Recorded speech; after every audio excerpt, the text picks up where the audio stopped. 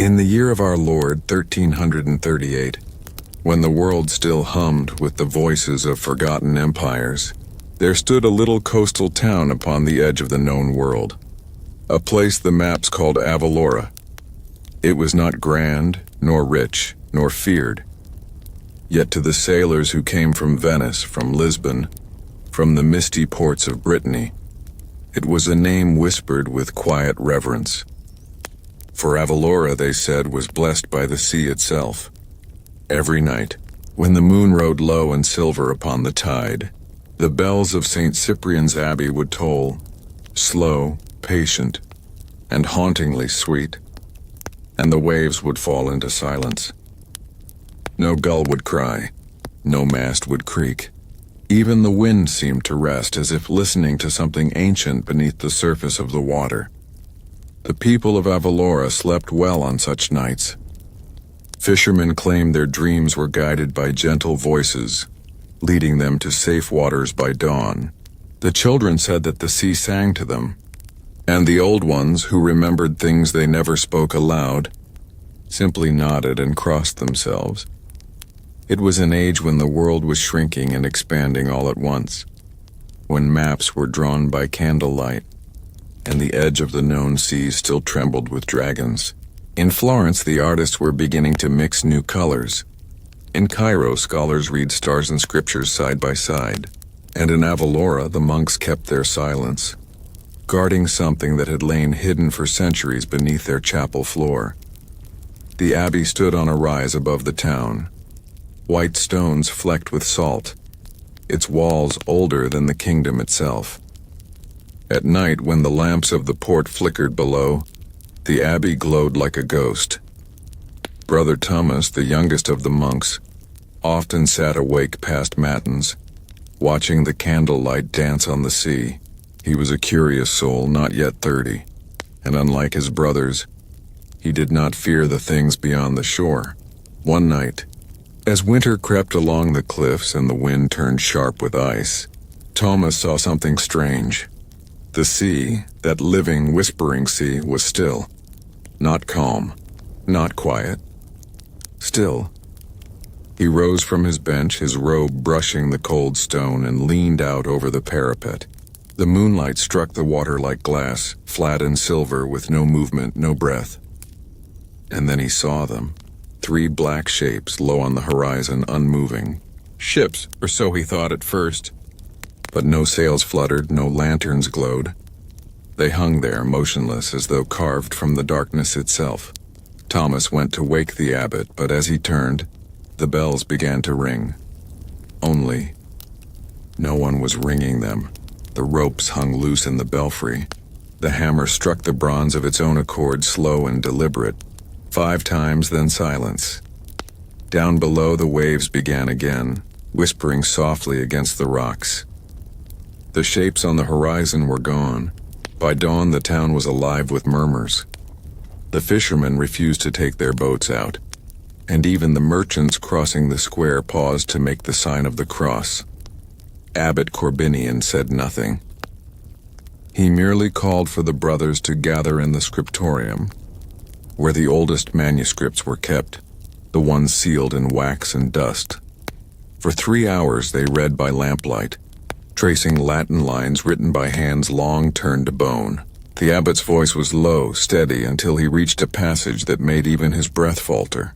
And when the sea stands still, the bells shall ring without touch of man. Then shall the keepers of the deep awaken, and the covenant of silence shall be tested once more. No one spoke for a long while. The bakers' ovens burned. The children ran through the alleys. The world as always continued.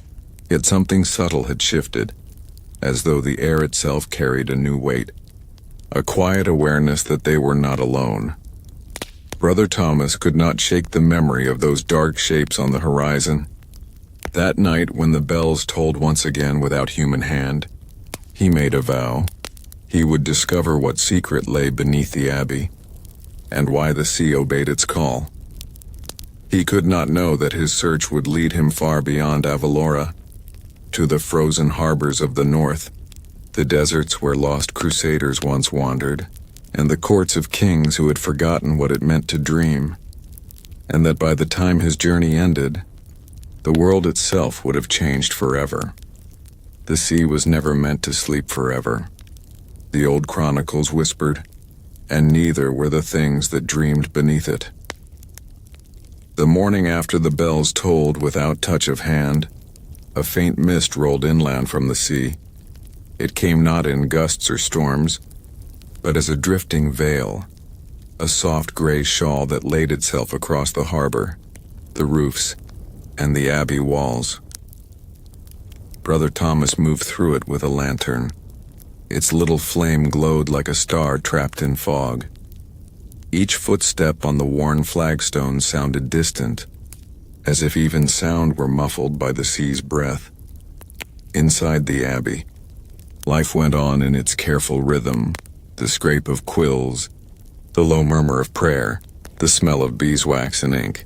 Yet beneath those familiar sounds was something else, the faint, slow pulse of the tide echoing through the stone foundations. A heartbeat, deep and old. That evening, when the brothers gathered for supper, the abbot spoke at last. "For 2 centuries," said Abbot Corbinian, his voice soft as parchment turning, "we have kept the covenant of silence. But the bells have spoken without us, and that means the sea remembers. Tomorrow at first light we shall open the lower crypt." The lower crypt. No one had entered it in living memory. It was said to lie below even the cellars, a chamber carved by the first builders, when Avelora was only a watchtower and a shrine. At dawn, the monks gathered by torchlight. The air smelled of salt and limestone. Thomas carried the key, an iron thing so corroded that flakes fell from it as he turned it in the lock. The door moaned open, exhaling a breath of ancient cold. Their torches revealed a stair spiraling down into darkness, slick with the tears of the sea. Step by step they descended. The stone grew smoother, as though worn not by human feet but by the slow caress of water. Finally, they reached a round chamber whose ceiling glittered faintly. It was a mosaic, tiny tiles of mother of pearl forming the shape of a circle within circles. Waves, stars, and at the center an eye. And there, upon an altar of black basalt, rested an object wrapped in green-stained linen.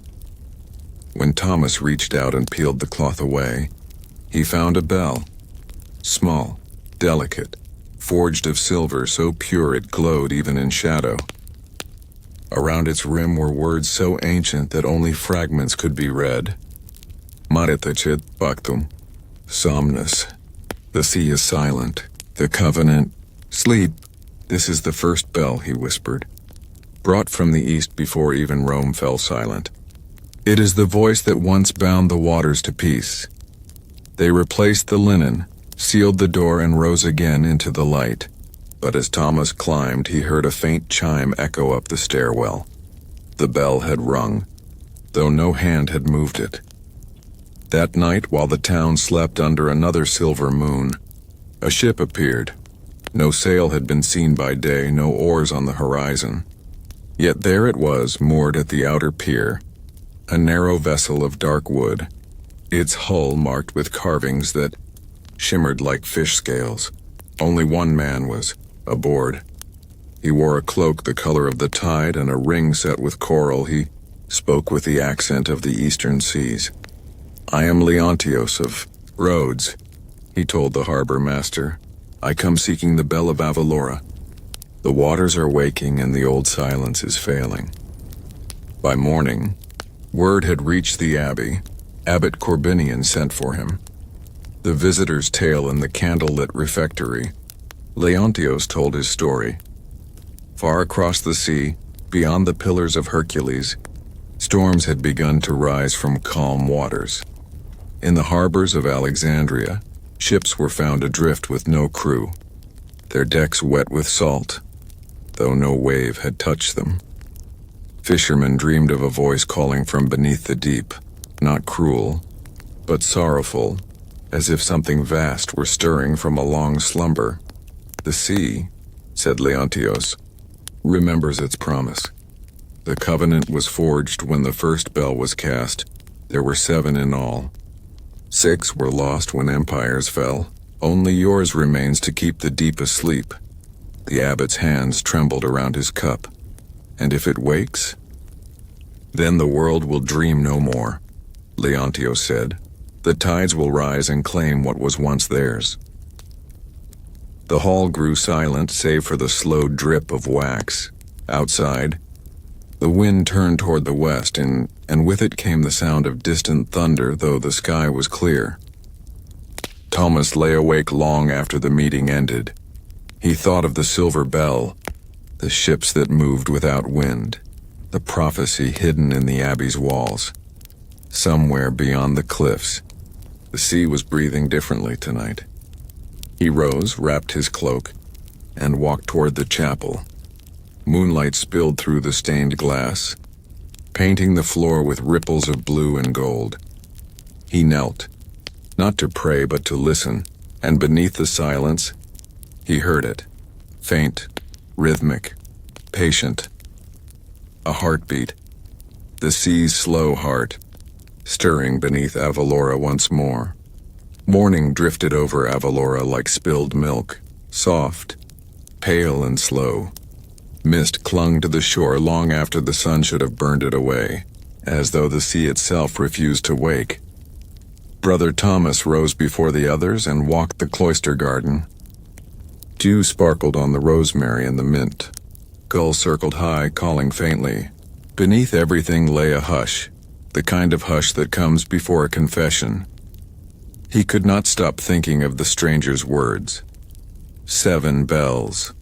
1 remaining. The sea remembers. When the bells of Prime rang, Leontios of Rhodes came again to the abbey gates. He carried a wooden chest bound with copper, its surface marked by the salt of many voyages. Inside, he said, was proof. The abbot received him in the chapter house, where sunlight fell through narrow windows like threads of gold dust. Thomas stood nearby, silent as Leontios unlatched the chest. Within lay a scroll wrapped in oilcloth. When unrolled, it revealed a map, a vast world drawn in faded inks. Europe, the Mediterranean, the shores of Africa, the edge of Asia where the paper turned brittle and incomplete. Upon it were marked 7 symbols, tiny circles each ringed with waves. This is Avelora, he said. The last bell. The others lie in places now lost. One in the drowned port of Tyre, one beneath the sands of Sinai, one in the frozen gulf beyond Novgorod. Thomas stared, feeling the weight of centuries settle in his chest. What purpose do they serve? He asked. Leontios hesitated. To bind the dreaming waters. In the elder days before men built ships, the sea was not what you know. It had voices, thoughts, desires. When mankind learned to sail upon it, the sea grew restless. It did not wish to be crossed. The bells were made to soothe it, to lull it into sleep. The abbot folded his hands. And now it stirs again. Yes, the covenant weakens. You have heard its signs. Still waters, unbidden bells, ships with no crew. The sea dreams of waking. When Leontios departed for the town, the abbot called Thomas to the upper library. The room smelled of vellum and smoke. Dust floated like tiny constellations in the air. Thomas, the abbot began, you are young, but you see clearly. There is something you must know. He unlocked a small cabinet built into the wall. Inside lay a single parchment sealed with red wax and a ring bearing the symbol of a fish. This was written by my predecessor, said the abbot. He spoke of a brotherhood beyond the abbey, the custodes somni, the keepers of sleep. They were guardians of the 7 bells. When plague swept through the old kingdoms, most perished, and with them their knowledge. Only here in Avelora did the covenant survive. He placed the parchment in Thomas's hands. You must read this and remember it. I fear our time is shortening, Thomas bowed. The wax broke with a brittle snap. The words within were cramped and trembling, written by a dying hand. If ever the sea grows still and the bells ring alone, send one who dreams true. Let him carry the sound of silence eastward, to where the first bell was born. Only there can the covenant be renewed. Thomas's pulse quickened. One who dreams true, he murmured. What does it mean? The abbot's eyes were tired. It means you, my son, for you have heard the heartbeat of the deep. That night the tide did not come in. The harbor lay bare, ships resting awkwardly on wet sand, ropes hanging slack. Fish gasped in the shallows. The people of Avelora lit candles and prayed. In the abbey the monks gathered again in the crypt. The silver bell on the altar trembled faintly, though no hand touched it.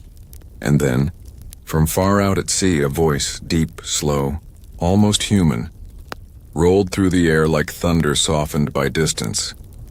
No one could understand the words, but every soul who heard it felt the same thing. Longing. The sea was calling for its dream. Thomas stepped forward, the parchment in his robe. I will go, he said quietly. The abbot closed his eyes, as if he had expected nothing else. You will need a guide, said a voice from the shadows. Leontios stepped into the torchlight, his coral ring catching the glow. I know the path. The first bell lies beyond Crete, in a place men now call the Isle of Silence. By dawn, the two men stood on the pier. The ship of Leontios waited, its sails furled like the folded wings of a bird at rest. Monks and townsfolk gathered, whispering blessings. The abbot pressed the silver bell into Thomas's hands. Guard it well. Let its silence protect you. Thomas nodded, his heart a quiet storm. As the ship pulled from the harbor, the mists of Avelora parted briefly, revealing the abbey high upon the cliffs, a pale sentinel watching the last of its brothers disappear into the widening sea. Far behind them, the bells of St. Cyprian rang 3 times, slow, low, and mournful, and then the sound was swallowed by the wind. The wind carried them southward for 7 days. Avelora faded behind the curve of the world, its cliffs shrinking to memory. Thomas stood often at the prow, the silver bell hidden beneath his cloak.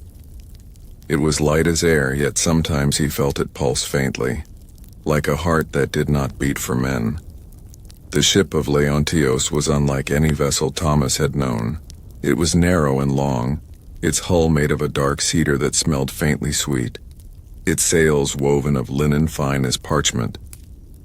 At night the timbers gave off a whisper, as if the sea still spoke through them. Each morning, Leontios taught Thomas the language of stars, how sailors read the heavens as monks read scripture. He pointed out Arcturus, the shepherd star, and Vega, the harp of the north. They mark the old paths, Leontios said. Before charts, before kingdoms, the stars were the only truth. Sometimes, in the hours before dawn, Thomas dreamed of Avelora, the abbey bells ringing beneath green water, the abbot's voice calling from far below, "Do not let the sea wake." When he awoke, the waves were calm again.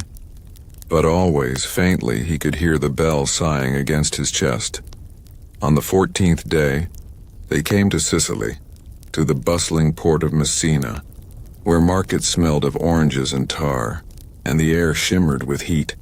It was early spring, yet the harbor was strangely quiet.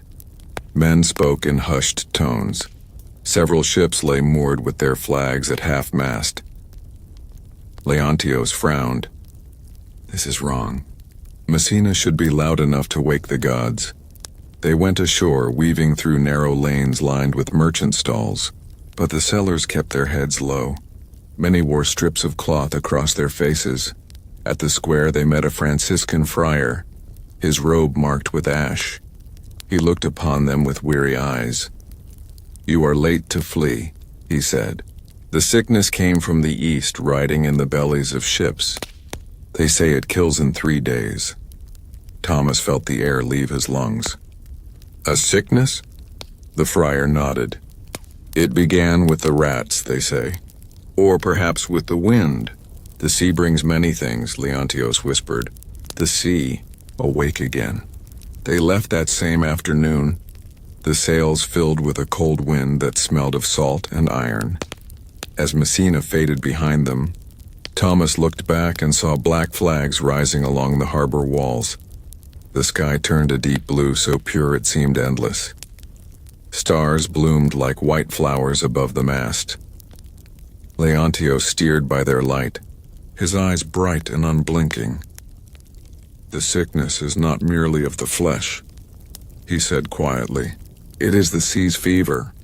When the covenant weakens, the world itself falls ill. Thomas watched the dark water gliding below. It shimmered faintly, as if lit from beneath. Now and then pale shapes drifted past, not fish, but forms like veiled figures moving in slow procession. He closed his eyes and whispered a prayer. Yet beneath the prayer was another sound and a faint chime clear as moonlight. The silver bell was ringing softly on its own. Leontios heard it too. It knows we draw near, he said. At dawn on the 20th day, the wind died. The sea became so smooth it mirrored the sky, and there, ahead of them, rose a dark outline, a small island, steep and bare, crowned with ruins that caught the first light of morning. The Isle of Silence, said Leontios. No birds circled it. No surf broke on its shore. Even the creak of the ship's ropes seemed to fade. As they drew near, Thomas felt a pressure in his ears like the air before a storm.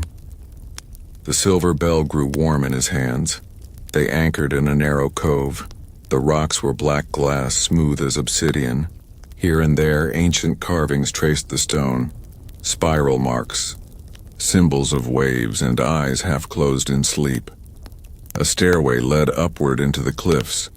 They followed it in silence until they reached the ruins of a temple. Its pillars were broken, its floor cracked by roots and time. At the center stood a great bronze basin filled not with water but sand that shimmered faintly as though lit from beneath. Leontios bowed his head.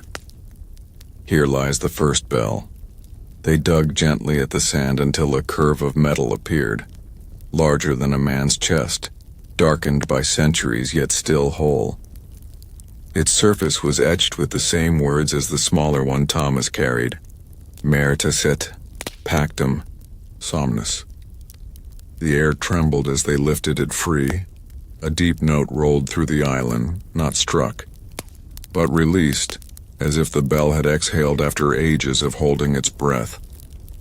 All around, the sea stirred. Waves rose without wind. From the depths came a low, resonant hum, like a choir of distant voices singing one endless word. Thomas clutched the smaller bell and rang it once. The sound was thin, clear, pure, like light passing through crystal. The hum faltered, then softened. The waves sank back into stillness. For a long time, the two men stood listening to the silence that followed, vast and living, as if the world itself sighed in relief. That night they made camp in the ruins. The stars hung close and heavy, and the sea glowed faintly with green fire. As Thomas drifted toward sleep, he felt a presence beside him. Not a voice, not a shape, but something that brushed the edge of thought. You keep the silence well, it seemed to say, but others have forgotten. The east stirs. The dream phrase. Go where the rivers meet the desert. There another bell waits. Thomas woke with a start. Leontios was already awake, watching the sea. You heard it too, Thomas whispered. Leontios nodded. The keepers of sleep are calling. They looked eastward, where the faintest hint of dawn touched the horizon, toward Egypt, the land of old stars and endless sands. The morning after leaving the Isle of Silence was pale and still. The Mediterranean stretched endlessly, silver as melted moonlight. with only the faintest stir of waves. Thomas could feel the weight of the first bell pressing gently against his chest, as though reminding him that each sound, each silence, mattered more than any voyage or map. Leontios steered them east toward the coasts of Egypt. Along the way, the air grew heavier. There was a scent of heat and salt, of spice carried from far ports, and beneath it, a faint unease that Thomas could not name. The plague had begun its slow, invisible march. Ships drifting from Alexandria carried more than cargo. They brought the fever that would sweep the Mediterranean, leaving towns empty and villages shuttered. By the 5th week, the harbor of Alexandria lay quiet. Once Thomas had imagined it as a city of gold and marble, bustling with merchants from every corner of the known world. Now it was subdued, the markets half empty, the streets fragrant with herbs meant to ward off sickness. A few sailors moved like shadows along the docks, whispering warnings. Their eyes were tired, haunted by a sickness Thomas could not see. Leontios guided their vessel into a narrow inlet, where abandoned warehouses leaned over the water. "This is safer," he said. "The plague is spreading. We must avoid the main streets. The bell cannot be threatened." At night, Thomas dreamt of Avelora again. He saw the abbey, its stones glowing, and the silver bell ringing alone. Below the water, faint forms drifted, not fish, not birds, not men, but something older, awake and restless. He woke before dawn, heart still racing, and found Leontios waiting on deck. "The sands call next," Leontios said quietly. "The Covenant is older than even Alexandria. Beyond the Nile in the desert lies the second bell." They left Alexandria in a small caravan, camels laden with supplies and the silver bell carefully wrapped in oilcloth. The journey east was slow, the sun heavy upon them, each step stirring dust that smelled faintly of salt and heat. Leontios taught Thomas how to read the desert signs, the curve of dunes, the shadows of rocks, the whispers of wind through dry canyons. He spoke of caravans long forgotten, of merchants who carried more than silk and spices. They carried memory, knowledge, and the remnants of the old world. At night, Thomas listened to the bell resting against his chest. Even wrapped, it hummed faintly, a pulse of calm that reached deep into his dreams. And beneath it something else stirred, the memory of all the bells lost to time, each one a thread in the covenant he now had to mend. By the 7th day, they reached an oasis, a small ring of palms surrounding a pool of clear, cold water. The ground was littered with fragments of pottery and carved stones, remnants of a civilization long swallowed by sand. Leontios knelt by the water and traced symbols with his fingers, then turned to Thomas. "The second bell lies beneath the sands here," he said. "It has been buried for centuries, hidden from all who would awaken it. Only the pure intention of a true keeper can unearth it without disturbing the balance." They worked silently. The sun dipped low and the shadows stretched across the desert like long, sleeping fingers. Thomas unearthed a small chest, its wood darkened by age. Inside, the second bell glimmered faintly, etched with symbols he could barely read but felt deeply in his bones. Mare Tacit. Pactum. Somnus.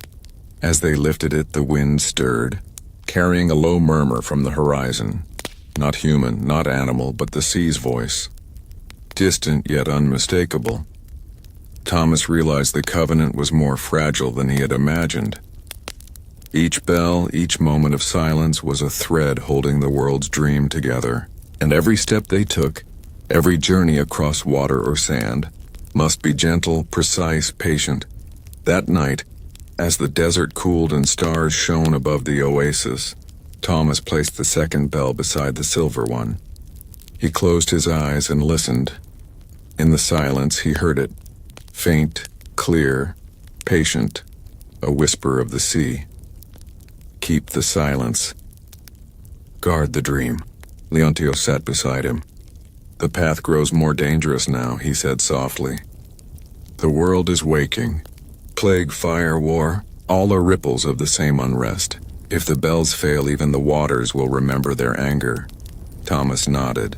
Sleep came slowly, the bells humming beneath the linen, the desert wind singing through the palms.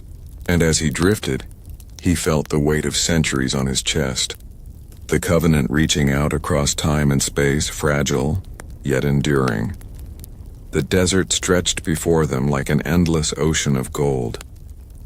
Camels moved slowly, their feet sinking into the warm sand, carrying Thomas, Leontios, and the silver bells with careful, deliberate steps. The sun burned high, but the air shimmered with heat so pure it seemed to make the horizon melt.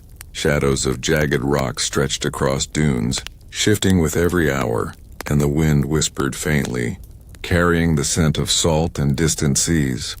Thomas had begun to understand the rhythm of the desert, the silence of the dunes, the subtle murmurs of unseen life, and beneath it all, the pulse of the ancient waters hidden beneath sand and stone. The bells are not merely instruments, they are keys. Each one lulls the waters to sleep, and each holds the memory of the world before men learned to command the sea.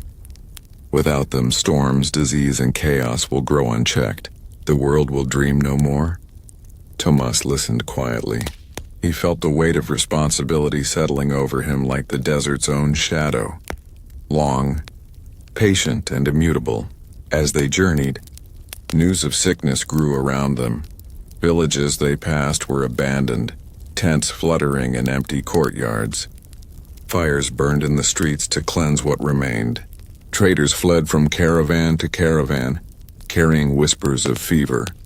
And Thomas began to see the connection Leontios had warned of. The unrest of the human world mirrored the unrest of the sea. At night, the silver bell hummed softly, vibrating against his chest. It was a lullaby to the restless waters and perhaps a warning to him. Every misstep, every distraction, could awaken the deeper currents of chaos. On the 12th day, they reached the foot of Sinai, where jagged cliffs rose like the spines of sleeping beasts. At the base lay ruins of old fortresses, remnants of crusader castles long abandoned to sand and wind. Stone walls leaned at impossible angles with mosaics faded by centuries of sun, and doorways gaped open like the eyes of the past. Leontios paused. "These stones remember more than war," he said. "Some bells were hidden in such places, protected from those who would misuse them. We must find the second bell with care." They climbed carefully, tracing ancient symbols carved into the stone. Spirals, waves, eyes half closed in eternal watchfulness. And there, beneath a collapsed archway, Thomas found a shallow crypt. Inside lay a bell smaller than the first, greened with age, faintly glowing under the desert moonlight. He lifted it gently. The sound it gave was not loud, but deep, resonant like water flowing beneath stone. As they prepared to leave, a sudden wind swept across the cliffs. Sand whipped into their faces. Thomas could almost hear voices within them, gust chanting in a language older than the desert itself. "The covenant weakens. The sleepers stir. Guard what is given." Leontios' hand rested on Thomas's shoulder. "The covenant is old, and the sea is patient, but men are forgetful. Each bell we recover restores a thread. Without vigilance, the fabric unravels." Thomas nodded, feeling the weight of the 3 bells now in their care. Silver, bronze, and the greened bell from Sinai. Night fell slowly over the desert. Stars hung close and bright, the same constellations that guided sailors centuries before.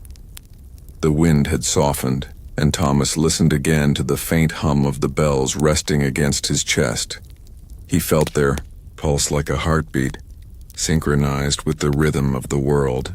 Tomorrow they would journey eastward again, across the sands to hidden oases and forgotten ports, seeking the next bell and guarding the fragile peace of the waters. And in the quiet, Thomas understood that the covenant was not only a pact with the sea, but with time itself. Every breath, every step, every ringing of the bell was part of a story that stretched across centuries. The desert stretched endlessly, an ocean of gold under a sun that rose like molten glass. Thomas rode atop his camel, the silver bell wrapped carefully in oilcloth, the greened bell from Sinai resting in Leontios's pack.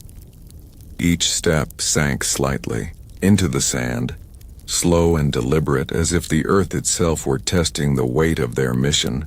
The nights were cool, and stars draped themselves across the sky like a tapestry stitched by invisible hands. Thomas often wondered if the stars remembered the first keepers of sleep, and if their light was part of the covenant, a guide for those who dared to walk its path. On the fifth day, they encountered a small caravan traveling west to east. The merchants wore simple robes, their faces weathered by sun and sand.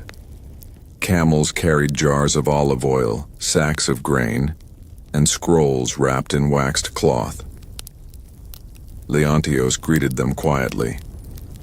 "We seek the oasis of Al-Salim," he said, careful to speak slowly. "It lies beyond the eastern dunes, past the abandoned forts." The caravan leader nodded, his eyes scanning the horizon. Few travel there. The sands shift, and storms strike without warning. But if it is water you seek, follow us for 2 days. Then trust the desert beyond our path.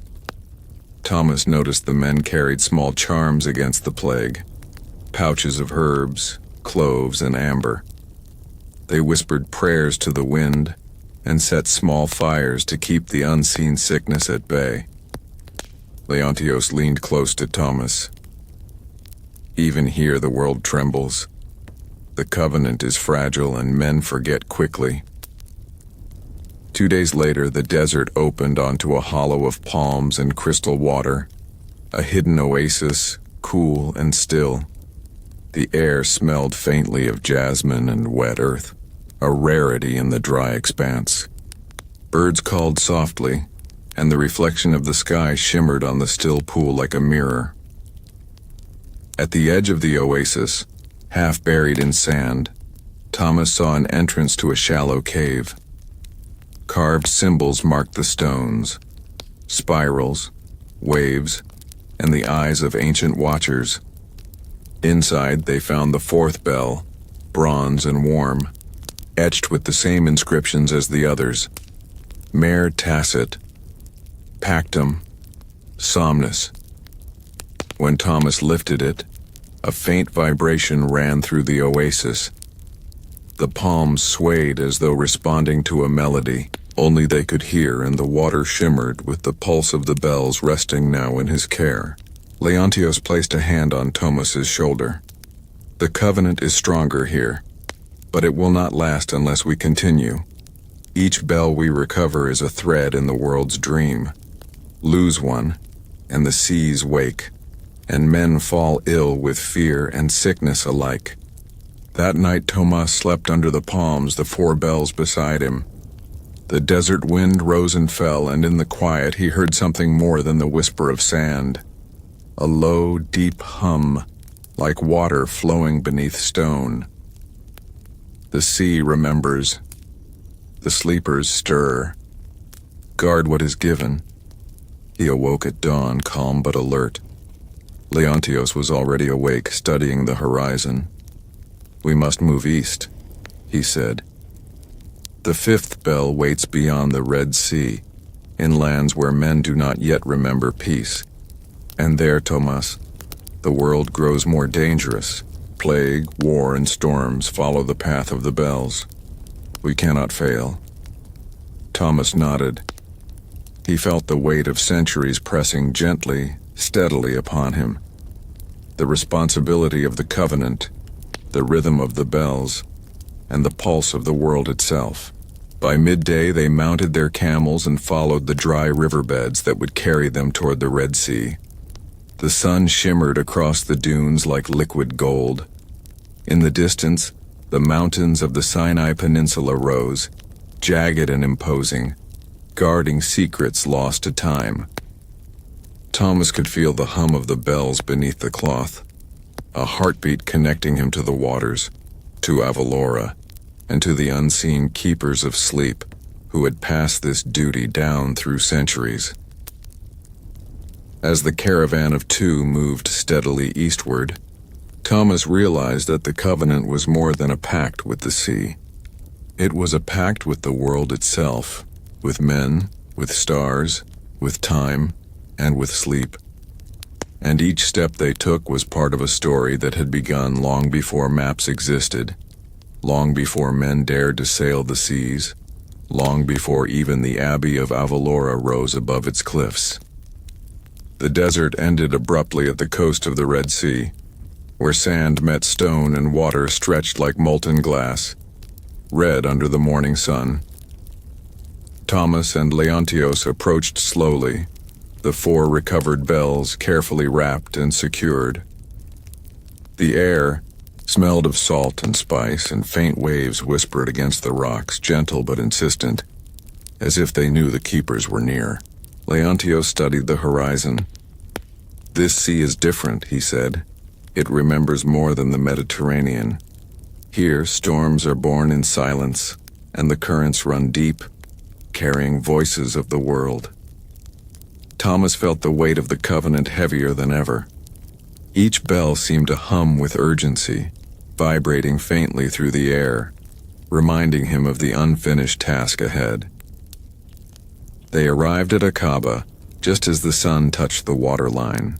The port was small but bustling, a meeting point for traders from Yemen, Egypt, and distant India. Ships bobbed gently, lanterns reflecting like fireflies across the tide. But not all was as it seemed.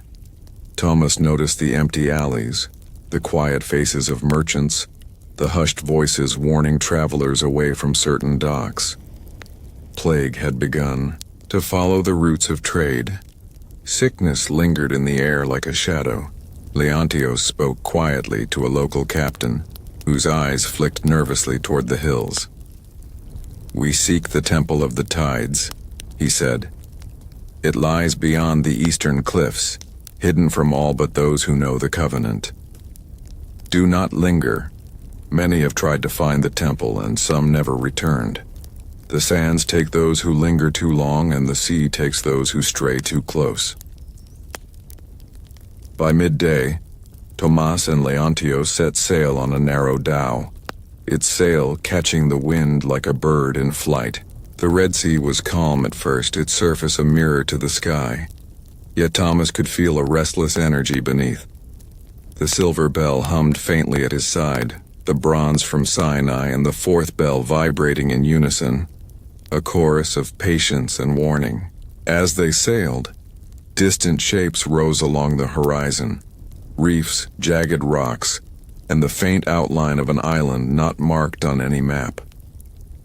Thomas realized that the fifth bell waited there, guarded not by men, but by the land itself. Leontios guided them carefully through channels known only to those who listened to the wind and read the currents.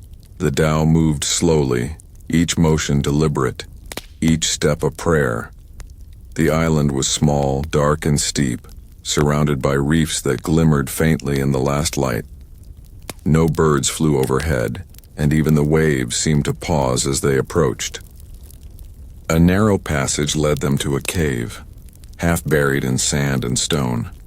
The entrance was etched with symbols Thomas had seen before: spirals, waves, eyes, and lines that suggested the motion of tides and time.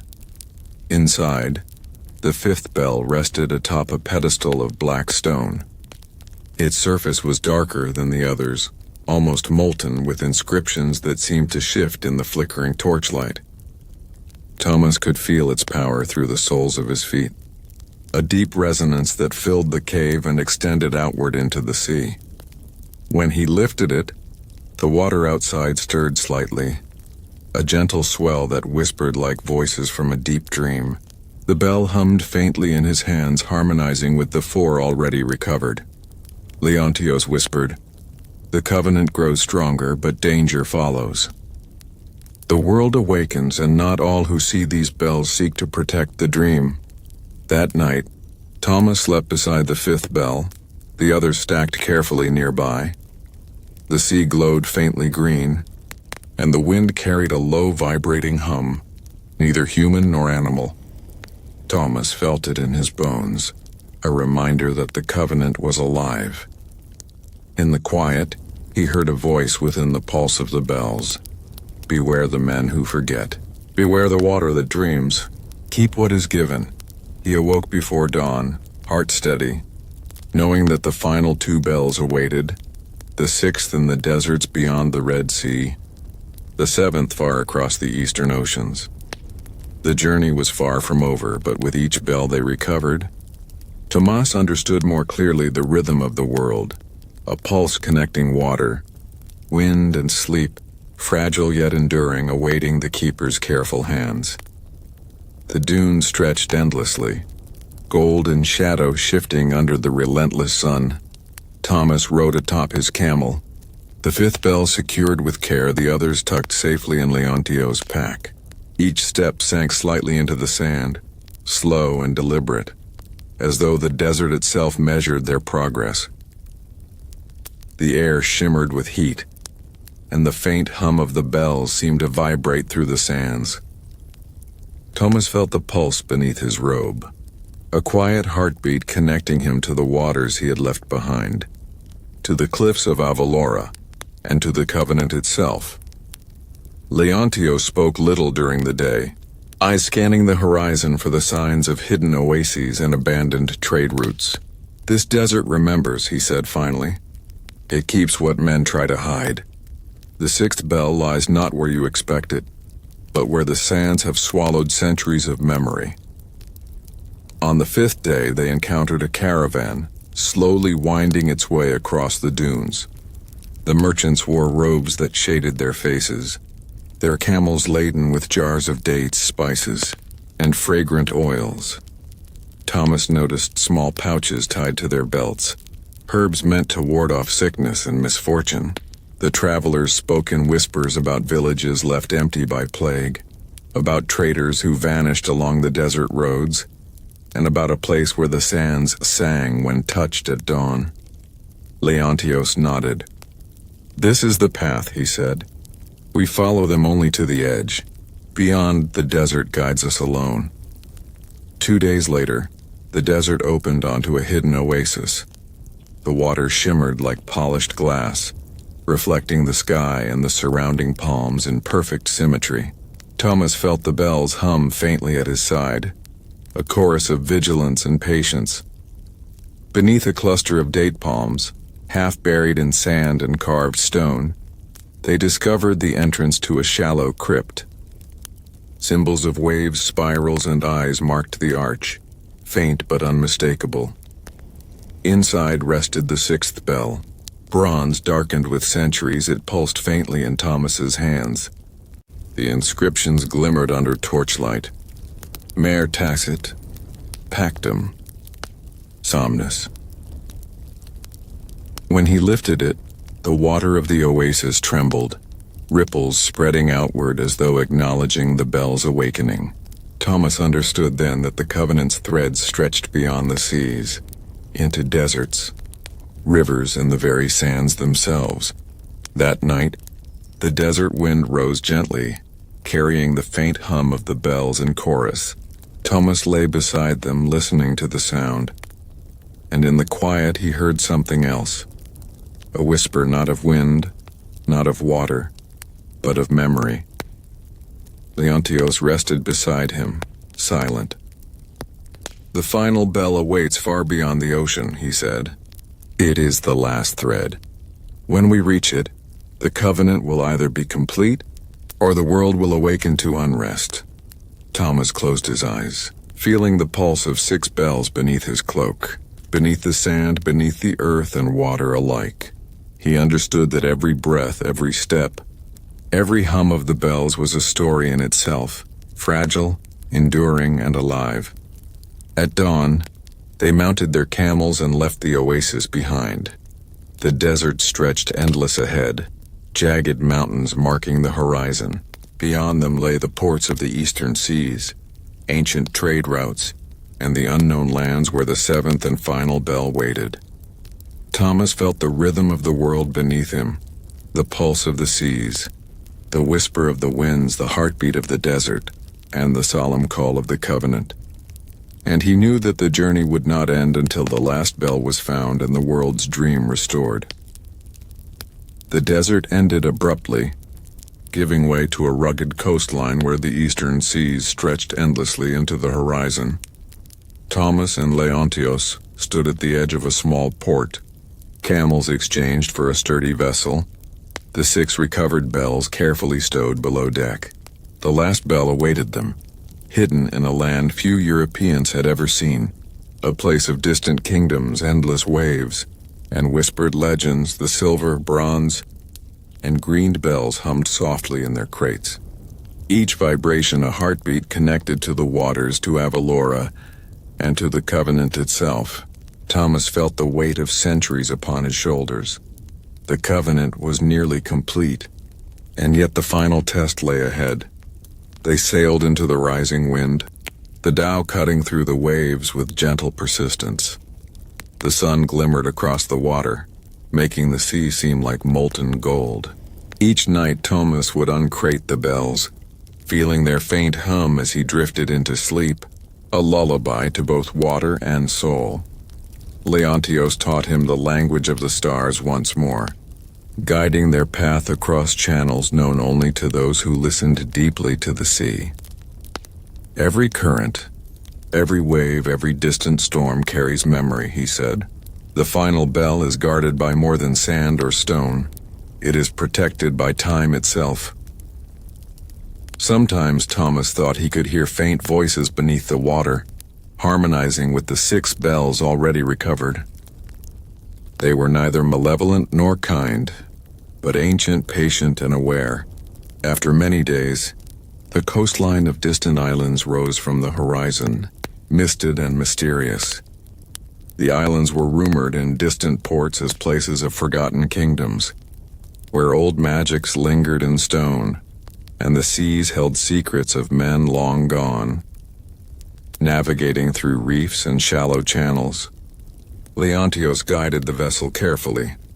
The crew, seasoned sailors of the eastern seas, whispered prayers as they passed islands marked by jagged rocks and abandoned temples.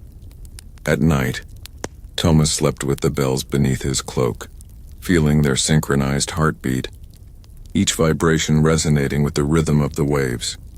Finally, on the 3rd week they found a small island, crowned with ruins and partially overgrown with vines and palms.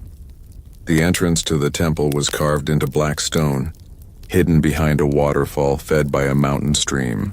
Symbols of spirals, eyes, and waves were etched into the rock, unmistakably part of the covenant. Inside, the 7th bell rested upon an altar of dark stone, larger than the others, its surface shimmering as though alive.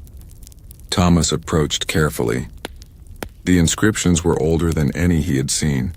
Mer tacet, pactum, somnus, et universum. The bell hummed deeply, resonating with the 6 others already recovered.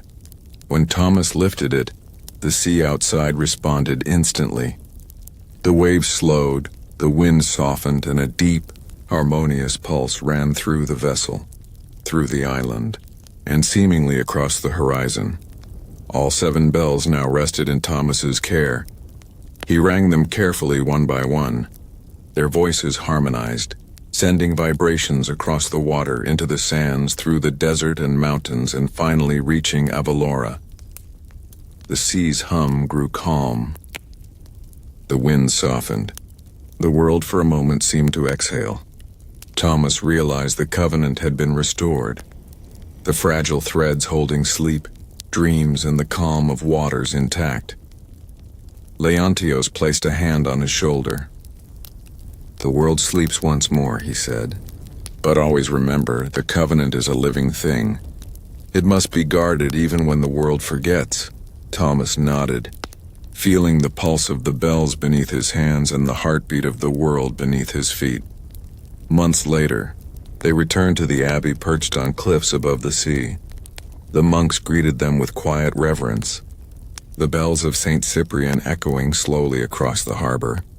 The silver, bronze, green, and the 5 other bells were placed in the abbey's crypt, where they would rest safely, humming faintly, a lullaby to the sea and to the world. Thomas understood now that the covenant was more than the bells themselves. It was vigilance, patience, and care. It was the quiet act of remembering, of tending to the threads that connect all things.